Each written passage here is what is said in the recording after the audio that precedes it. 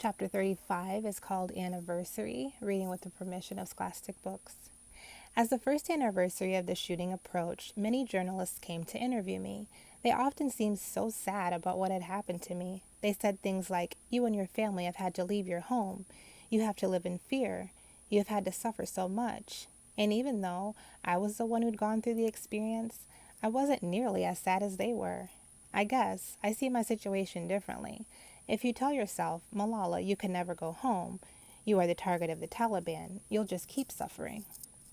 I look at it this way. I can see, I can hear, I can talk, I can go to school, and I can fight with my brothers. I'm having a second chance at life, and I'm living the life God wants for me. The journalists also ask if I'm afraid. I say no, and that's true. What I don't say is that I am afraid of one thing. I wonder sometimes if I will be the same Malala in the future. Will I be deserving of all these honors that I've been given?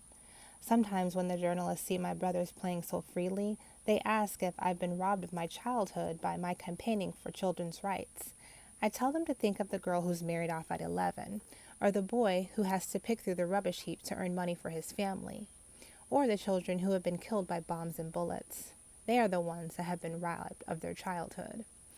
And sometimes the journalists seem to want to focus on the attack rather than on my campaign. This frustrates me, but I understand it. It's human curiosity. Here's how I think of it, though. They have already harmed me, leaving permanent scars. But out of the violence and tragedy came opportunity. I never forget that, especially when I think of all the good that the Malala Fund has done and will continue to do. We have started a project in SWAT for girls suffering from domestic child labor. We support them so that they can go to school and eventually become independent. After months of talking about how much I wanted to help in Jordan, we arranged a trip to help Syrian refugees, many of whom had already missed school for 3 years. I met children there in dirty clothes with no shoes and only a small bag of possessions. I met children there whom I will never forget. It is our duty to help these children get food, shelter, and an education, and we will. I think of the world as a family.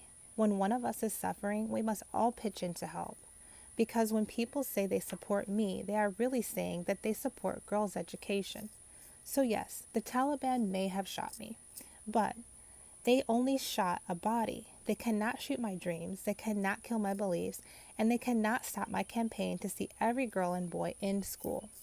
Millions of people prayed for me, and God spared me. I am still here for a reason, and it is to use my life to help other people.